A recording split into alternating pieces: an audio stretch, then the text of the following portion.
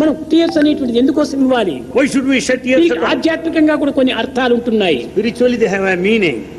నారము అనగా నీరు అని అర్థం. Naramu means water. Nara. Nara.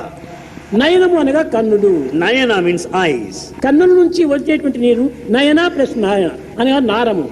నారము plus నయనము నారాయణం అయిపోతుంది. Nara plus Nayana, Narayana. The tears. Narayana కోసమనే నీ కంటిదారులు విడిచారు కానీ మిగతా దానికంతా కంటిదారులు విడిచకూడదు. So we should shed tears for God Narayana, not for anyone else. అవి ఆనంద భాష్మములు కానీ శోక భాష్మములు కాదు. They are the tears of joy, but not the tears of grief.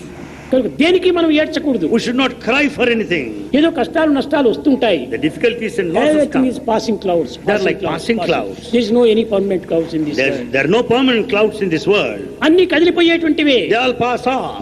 ఈ సత్యాన్ని మనం గుర్తించుకున్నప్పుడు విచారమునకు ఏమాత్రం అవకాశం అందించము. Then once we know this truth, we don't need to worry any longer. కనుక మన భక్తి శ్రద్ధలైనటువంటి అంత గాఢంగా భద్రమైపోవాలి. Therefore our devotion and our sincerity should be God. చలించని మనసు, భ్రమించని దృష్టిని మనం పెంచుకోవాలి. We should have this steadiness and unwavering mind. దృష్టిని మనం ఏమాత్రం కూడా మార్చుకోకూడదు. We should never change our outlooks. మన హృదయంలో ఏమాత్రం కూడా మనం అపవిత్రం గావించుకోకూడదు. We should never make our heart unsafe. స్థిరమైనటువంటిదిగా ఉంటుండాలి. We should have all steadiness.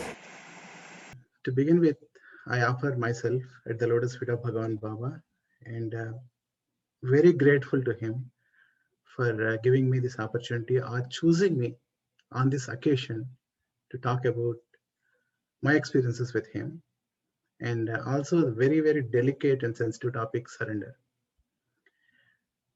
Well, over the years, Swami has been talking about surrender in various discourses, and he has given so many quotes on that one. But time and again, he is saying that surrender is the simplest thing, easiest thing to reach God. And it's easy to surrender yourself all to Swami.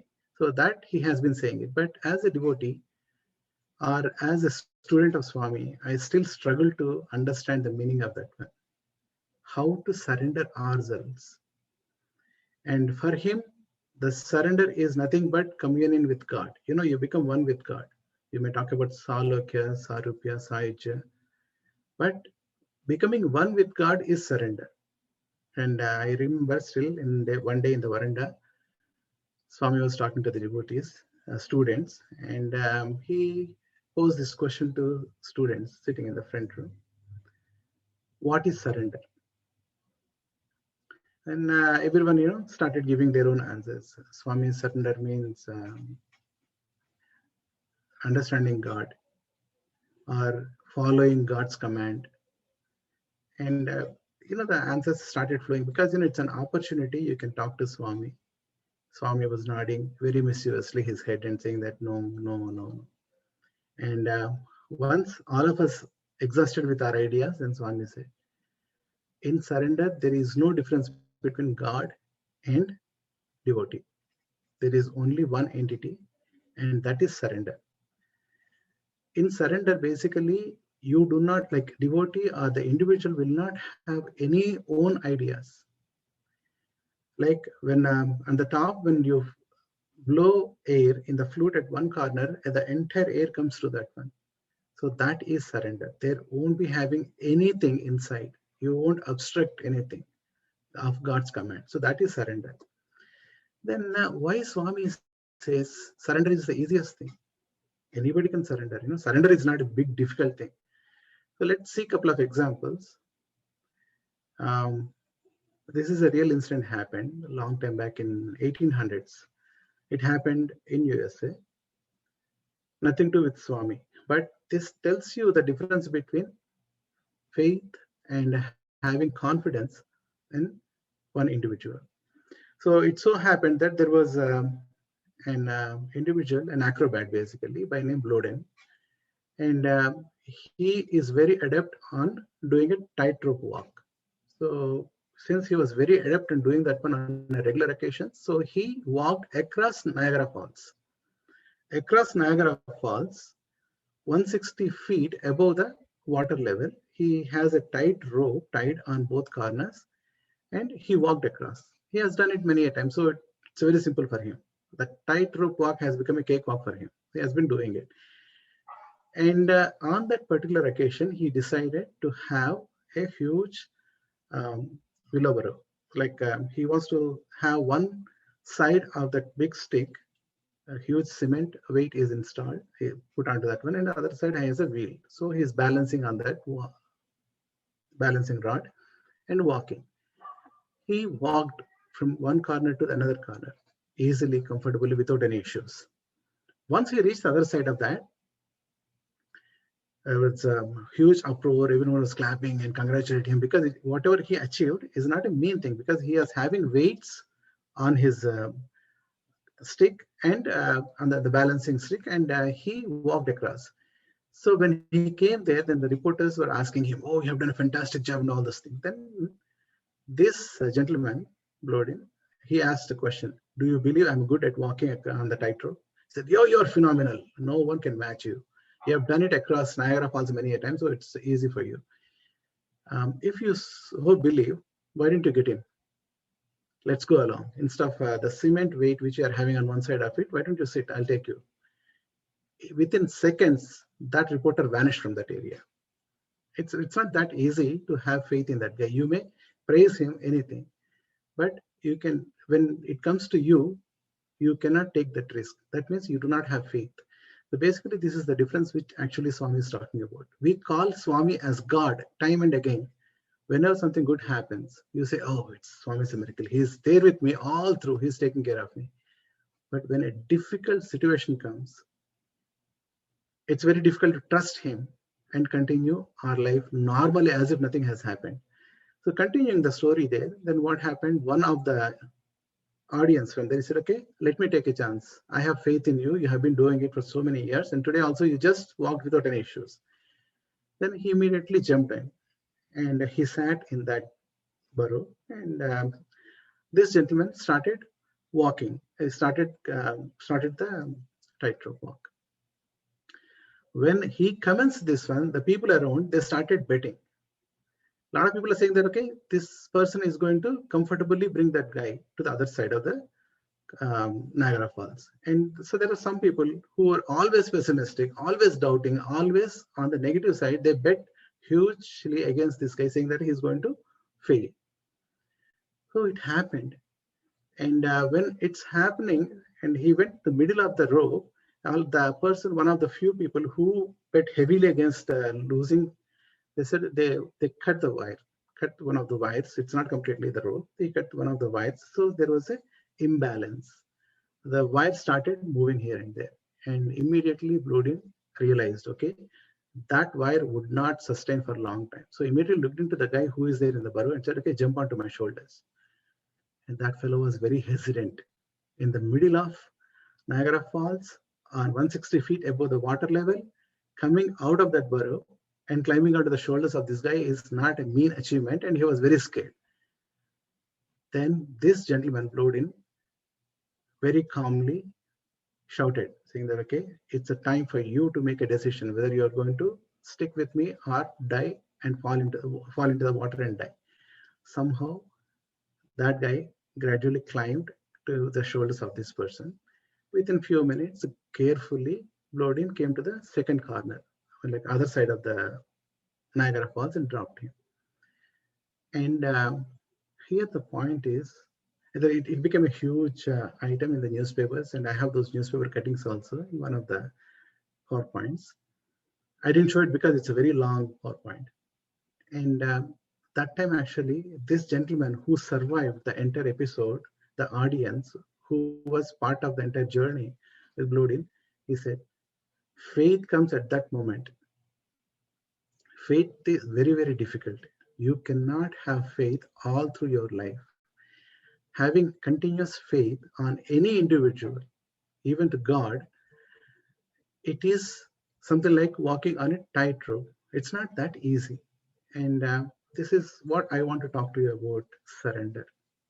Surrender is having faith 24/7, 365 days on one individual, be it God or any person. He is going to take care of me. And Swami has been saying that, it is something like buying a train ticket, boarding the train, keeping your luggage in your hand or in your shoulder. Why? Because you don't have the faith that train is going to carry your luggage along with you. So that is the plight of our situation. And the positive aspect, I'll give another example. And Swami has quoted this one, so it's not mine. And there was a aeroplane. It has taken off, and it's in the 30,000 altitude, going smoothly. And all of a sudden, there's a turbulence, and the aeroplane started going up and down like a roller coaster. Everyone in the aeroplane, they were agitated, they were afraid, and they were fearing for their lives and praying their own gods, doing shouting, screaming. Some people were literally praying God. Of all the pandemonium going around, there was one little girl coolly coloring, doing the coloring on her booklet. She was completely oblivious of what is happening around and enjoying coloring the book which she is having it. And after some time, everything pacified. The plane came out of the turbulence, and it's resuming its normal steady course. And a lady who is sitting next to this girl, she calmed down by then because the flight is normal, taking the steady course. And she turned her attention to the little kid who was completely unperturbed during this pandemonium and said, okay, were you not scared? There was so much of disturbance, and the flight was going up and down. It was tossing in the air, and we thought it's going to fall. Were you not scared? And the little kid says, I'm not scared. Why? Because my father is the pilot. So long he is doing the pilot, he is sitting in that position, I do not have any problem. I'm 100% sure that he's going to take care of me. That is called surrender. When Swami talks about this one, he says, this is called surrender. You need to have complete faith. Come what may, he will take care of me. So that is the confidence we need to have. And how we get this confidence? How we get this confidence? It is only continuous thought of him, by knowing about him, by experiencing him. Then you'll get that confidence. And I'll give a small example. It's a very, I think those devotees who read books about Swami of the old days know about Kuppam family. They're one of the first families came to Swami, and very, very ardent devotees. And there are so many stories about them. This story is about their love for Swami and their fear for losing that closeness with Swami. So as usual, one day they came to Penugonda railway station, and at the railway station they inquired, how is the rush at Puttaparthi? The devotees who are going to Puttaparthi for the last 30 years, they see continuous stream of devotees coming to Puttaparthi, so they don't worry, they don't see any difference. But those days, early days, 60s, late 60s and early 70s, very few devotees would go, and Swami would go to every person's tent, talk to them, eat their food, and invite them to his house like that. It was very close proximity between the devotees and Swami of those days. So these devotees are very fond of that opportunity. When they come for 3 months stay. They come stay there for 3 months, and these people also came like that. They wanted to stay, but they wanted to know how many opportunities they are going to get. So they were started inquiring it at the railway station itself, not even going to Puttaparthi. At the station itself, how many people have come? Are there any streams of people coming and bullock carts and all those things? And some people said, the Tangawala and those people said, people have been coming in the last few days because the festival is coming, so a lot of people are coming. These people were a little bit depressed. That means their opportunities are reduced. They have to share their physical proximity with God with the rest of the devotees. So somehow they managed to come to Puttaparthi. So when they went to Swami, they saw, when they got the first opportunity of talking to Swami, one of the family members asked Swami, today itself is like this, and you're saying that in future lakhs of devotees come here for various festivals. How can we remember you, Swami? How do we maintain this close proximity which we are enjoying today on that day? When hordes of people come here, where would we be standing? Can we get this kind of proximity with you? Then Swami smilingly said, he showed this entire land actually it's completely filled with sand, trees, and all the stuff. He said, this area is completely filled with devotees sitting in my absence, thinking about me, sharing the stories about me, and deriving happiness by listening to the stories or the miracles of what Swami had done yesteryears. So that is the way how you can be connected with Swami. The physical proximity is not going to stay forever, but the stories will bring you close to me. Dear brothers and sisters, I think this is a way how we can get into the next step of surrender. And let's listen from Swami itself, like what he talked about surrender. I'm going to share my screen and we'll have a small video.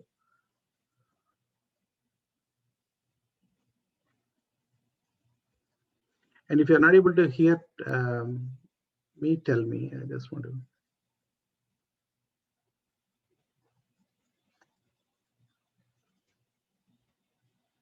Pamarja, listening, Kirtanam, singing, Vishnu Smaranam, chanting, Padasevanam, service, Vandanam, salutation, Archanam, worship, Dasyam, servitude, Sneham, friendship, Atmanivedanam. self-surrender.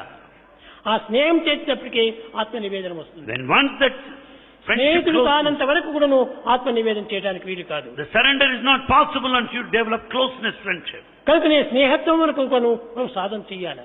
So with this friendship closeness, one has to proceed in శ్రవణంలో spiritual. ప్రారంభించాలి. We have to begin with listening. ఆ దివ్యమైనటువంటి శ్రవణం చేతనే భావం ఉచ్చేస్తుంది. By listening to that, you'll have divine thoughts.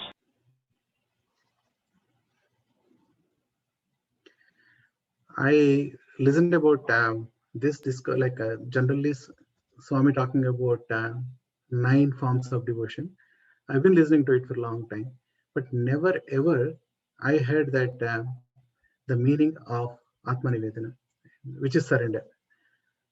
Swami has clearly mentioned in this case that unless you become close with God, you cannot achieve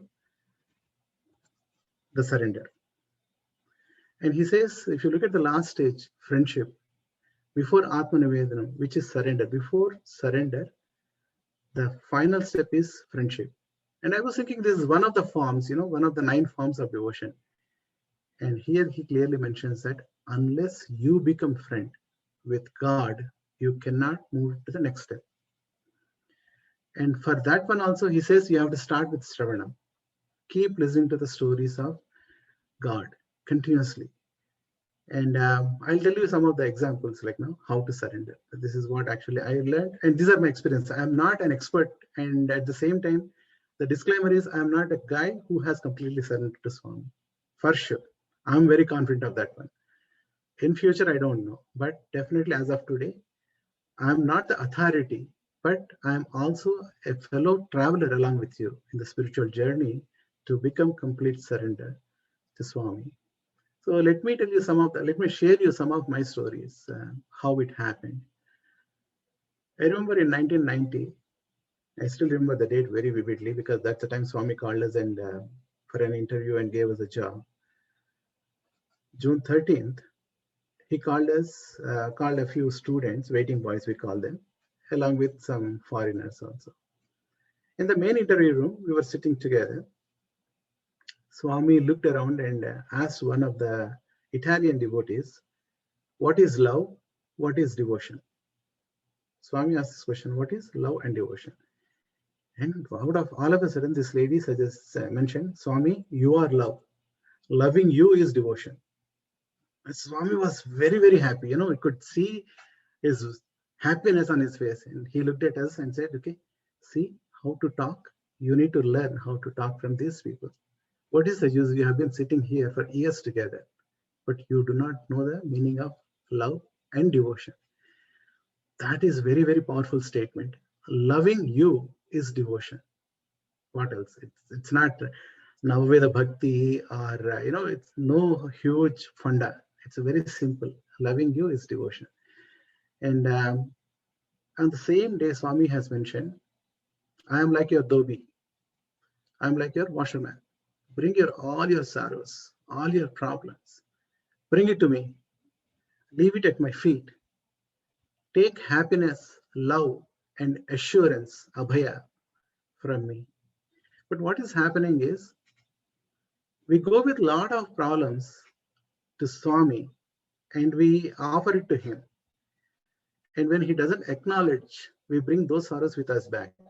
So what is the fun in going to Swami, saying that I have experience with Swami, or 3 generations of my family are devotees to Swami, when we are not able to surrender, forget about our ego, surrender at least our problems to God, we are not able to do that one. So that is fundamentally the flaw which I find is a problem. And I'll give you an example. At that time, myself and my younger brother were in Puttaparthi. We were studying in Puttaparthi. And Swami was talking to us on a very regular basis. Very, very regular basis, Swami was talking to us. And one fine day, my elder brother, he called me from Delhi and said, okay, I'm coming to Puttaparthi. Tell me when I have to come. I said, whenever it's comfortable for you, you come. He said, no. I want you to talk to Swami and get me an interview. I said, that kind of recommendations will not work, but you come. Let's see. We were very confident, since Swami was talking to both of us on a regular basis, we could recommend or we could plead Swami for an interview. It so happened that my brother came, and my younger brother and myself, we strategically planned. My younger brother decided to sit in the bhajan hall so that as soon as Swami opens the interview room, he could see him straight. And if my brother misses an opportunity to talk to Swami at that moment, I was sitting in the lower portico so that I can get up and say, Swami, my brother had come, please give an interview. To our surprise, Swami escaped from both of us. He didn't even look at him. He didn't even look at me. He straight went to ladies' side. From there, he went to the gents' side and he completed his darshan. So he was coming back. Usually the process is when Swami is giving the darshan, he'll pick up different individuals for interview and say, okay, go and sit in the area. I'll come and call you for the interview. So my brother and myself, my younger brother and myself, we lost hopes. Okay, we lost a golden opportunity of talking to Swami, because once Swami directly picks up the people for interview, it is difficult to get interview on that day. So we lost hopes and we were thinking what to do. When Swami was coming, there was a pat on my back. I looked back and I saw my elder brother. He told me, Swami called me and said, take your brothers and go and sit in the front for interview. And that, incidentally, brothers and sisters, that was the very first time my brother was coming to Puttaparthi, and physically, he did not see Swami, Swami did not see him. That was the very first interview, and Swami picked up. Why I'm saying this one is, by then I was almost 1 year there in Puttaparthi, and Swami had spoken to me many a time, but still, no faith, no confidence that if it is really needed, Swami would grant interview to my brother or to us. That kind of faith or knowledge did not dawn to me on that day. Do I have it now? Maybe, maybe not. But that is what I'm saying. Being in the physical proximity, we didn't have it.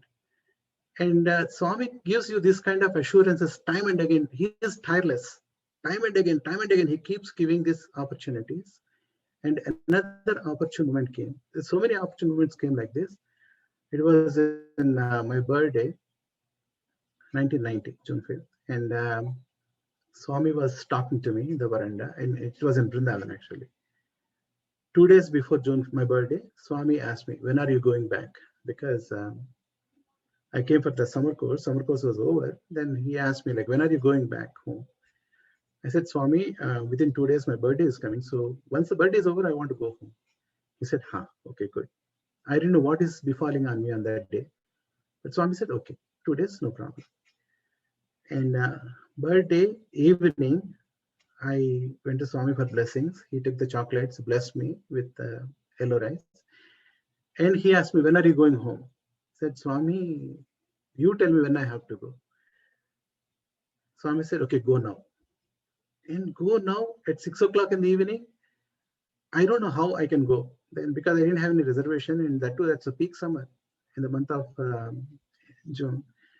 And Swami called one of the lecturers and said, okay, drop him in the railway station, buy him a ticket and put him back to Khammam. Like he said, okay, send him to his home. Both of us went to the railway station, and the train is supposed to leave at 8 o'clock, and we went there. When we were entering the station, when we got down there, my lecturer said, okay, let me park the car and come back to you. So I just climbed the stairs of the railway station. The moment I went into the ticketing area, some stranger accosted me and said, okay, I have a ticket for one person to come.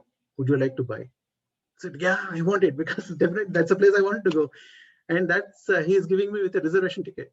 I was so happy and took the ticket, and I wanted to pay him the money. So I was just checking the ticket, whether the name, whether the age and the gender, everything is correct, and the date of the train, name, date and name of the train. When I lifted my head, that guy is not there. He was not there, he just vanished.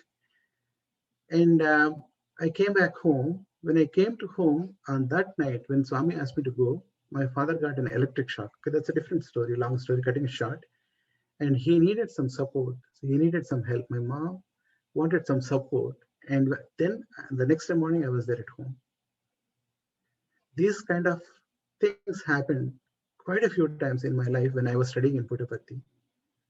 And even after I left that place, it's happening regularly in my life. We may call it as miracles, but those are the assurances God is giving, that I'm always with you, always with you, always with you. At least now, trust me, that I'll continue to be with you. But what happens is, when adversaries come, we think that we are alone. God is not with us. So that is the problem. That is the problem actually we are facing today. And on the same note, actually, we always feel that, okay, God is there with us. But we expect God to come in a specific form.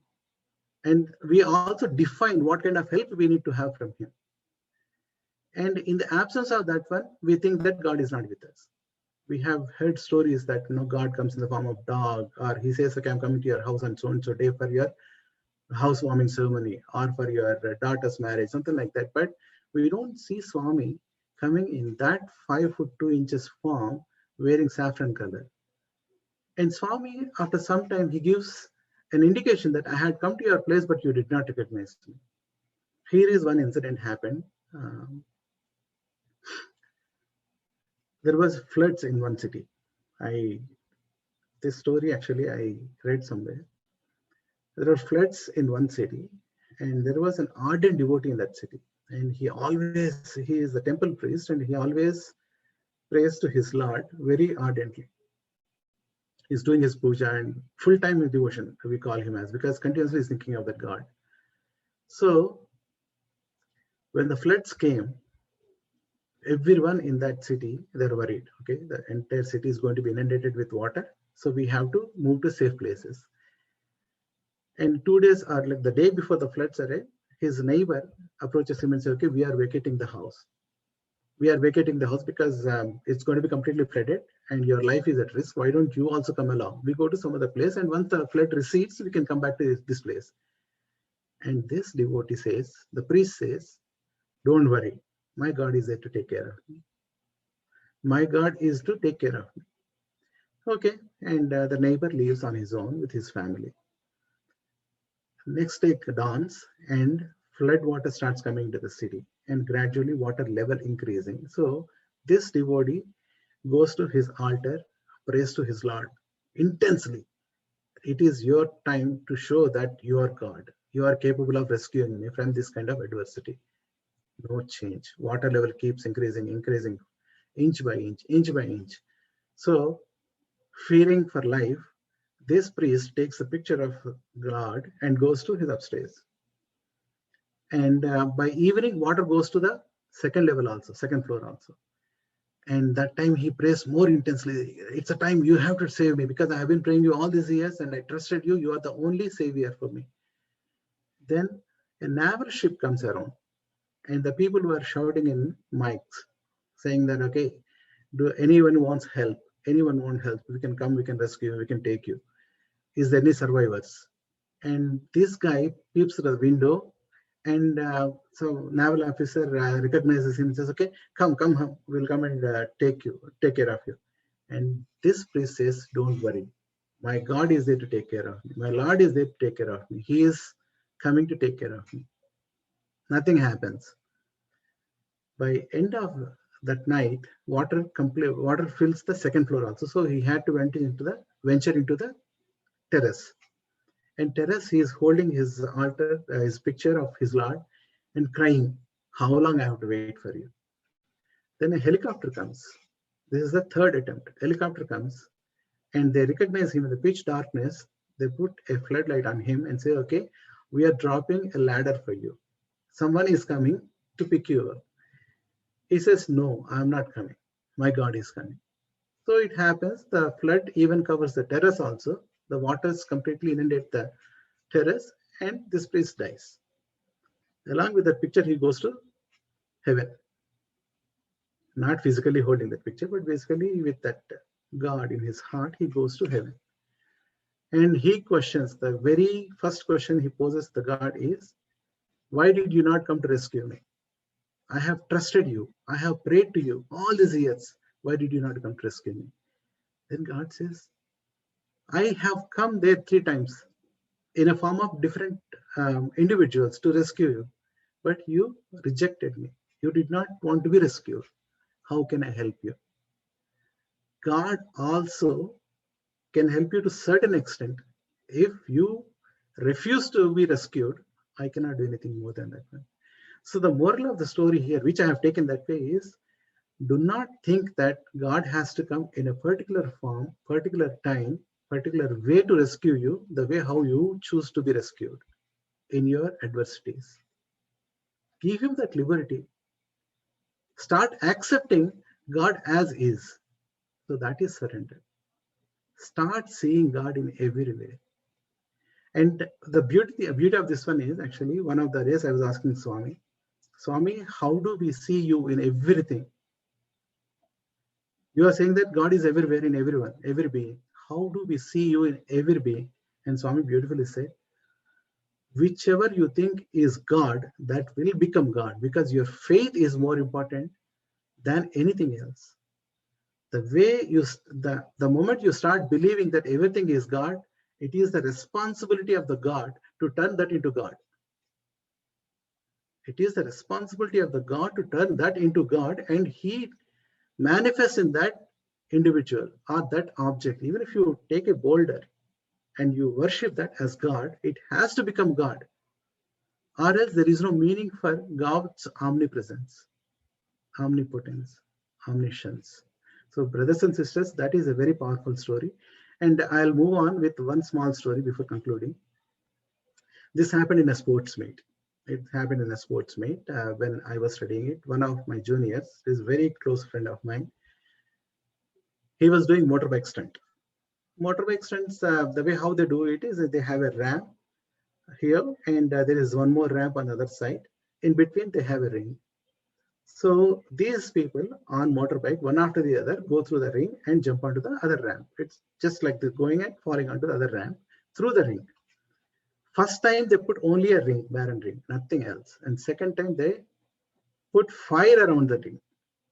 And they have practiced with fire also, once or twice, because it's difficult to practice many a time. With an empty ring, they have done many a time. When they turn fire around that one, what happened is the fire was less and smoke was high. It did not light properly, so it was so much of smoke around that one. And when this gentleman was trying to dive in through that ring, he could not see the ramp on the other side of it. And he somehow jumped through that one without even seeing where the other ramp is. He just went through that one. And after the program, they went for Swami onto the Shantivedika dais for Pada Namaskar. Swami said to him, if you do not see the ramp on the other side, just by saying Sai Ram, do you think everything will be okay? Do not take Pada Namaskar. So he did not know the meaning of that one. So next day, when all of us were sitting in the bhajan hall, Swami came with a bunch of photographs. And then he started calling looking at those pictures, he was calling everyone and distributing those pictures. Okay, this is your sports day. And he was commenting, you have done like this, you have done like this. And there was huge laughter. Swami was commenting, joking. When his turn came, his picture came, like I was sitting next to him, I saw that picture. On the other side of the ramp, when his vehicle was landing it, only the front wheel landed on the ramp, on the edge of the ramp. Ramp was like this, and his front wheel of the bike was landing like this. And the back wheel is in the downwards. So there is no way that vehicle would go like over the ramp. It would definitely fall and get stuck on the fire itself. And Swami had physically lifted it. That's what actually we thought. And why it happened? And Swami has mentioned it, saying that, okay, just by saying Saram, do you think everything will be okay? But yes, it will be okay. So long you have that confidence that, okay, Swami will take care of me. Swami will take care of me. If at all I have that feeling, it is his responsibility, not my responsibility. But my only responsibility is to have that connection all through. There is no good thing or bad thing. For Swami, everything is good. If you imbibe that feeling that, okay, whatever happens, that is for my good, then he has to make sure that it will be good for other people also. So with this, I just want a small video of Swami's definition of surrender and what Swami talked about the surrender. Let's listen to that.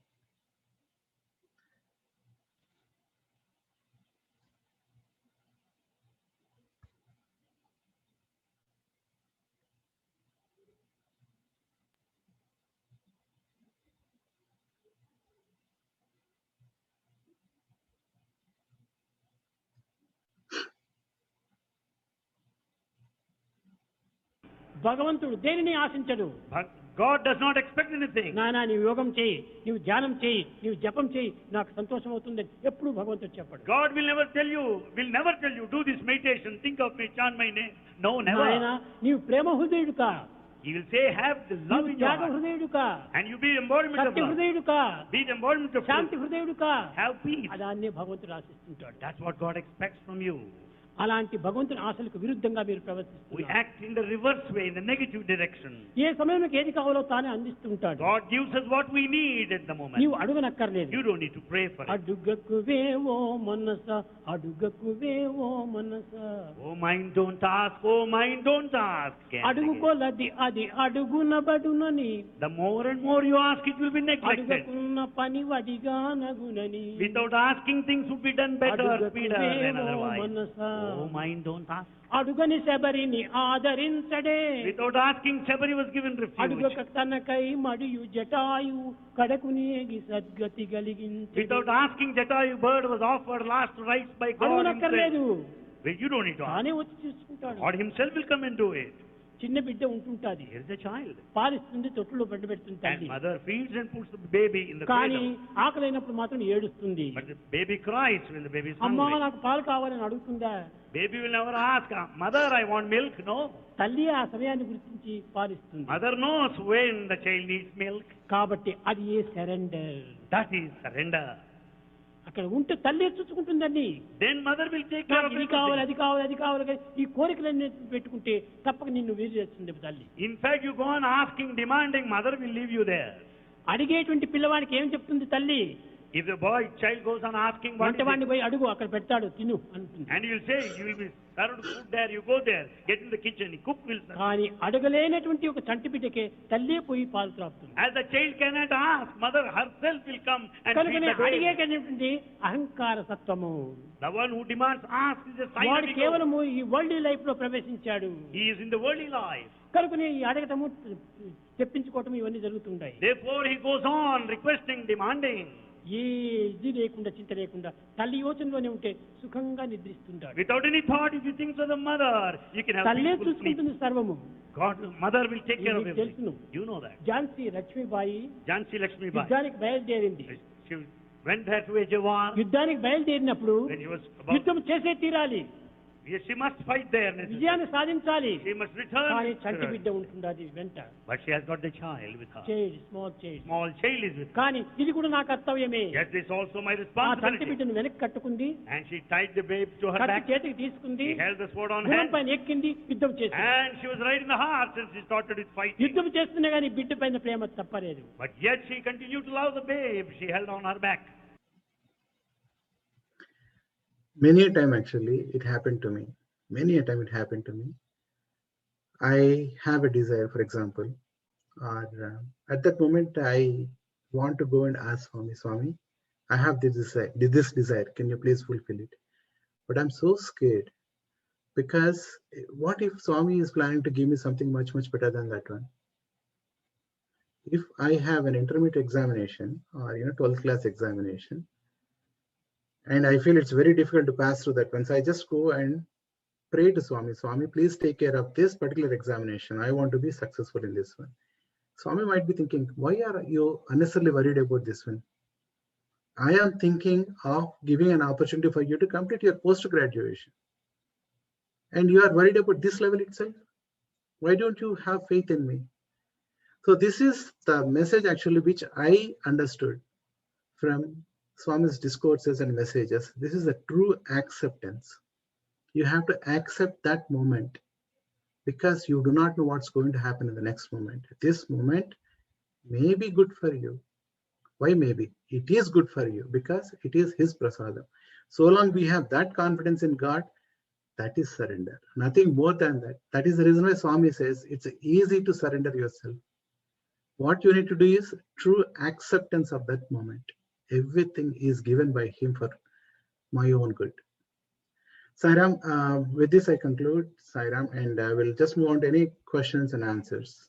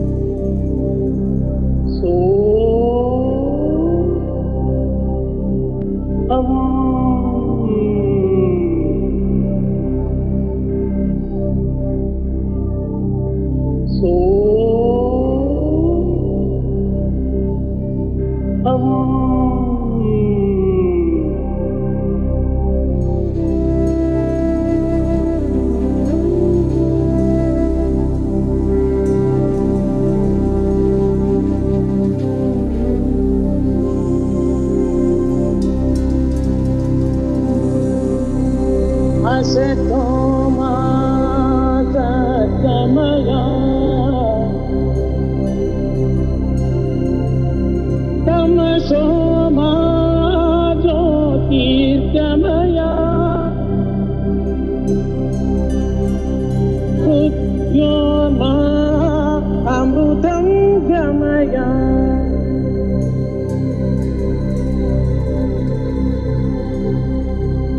असतो मा सद्गमय तमसो मा ज्योतिर्गमय मृत्योर्मा अमृतं गमय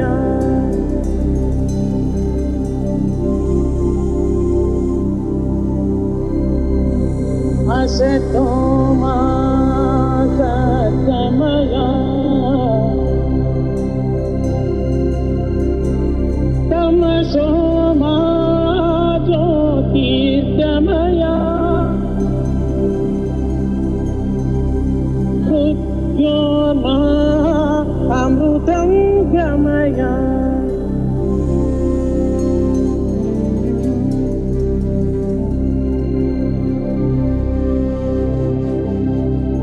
समस्त लोग सुखिनो भवन्तु।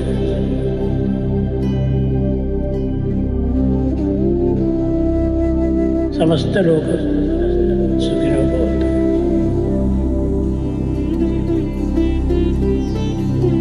समस्त लोग सुखिनो भवन्तु।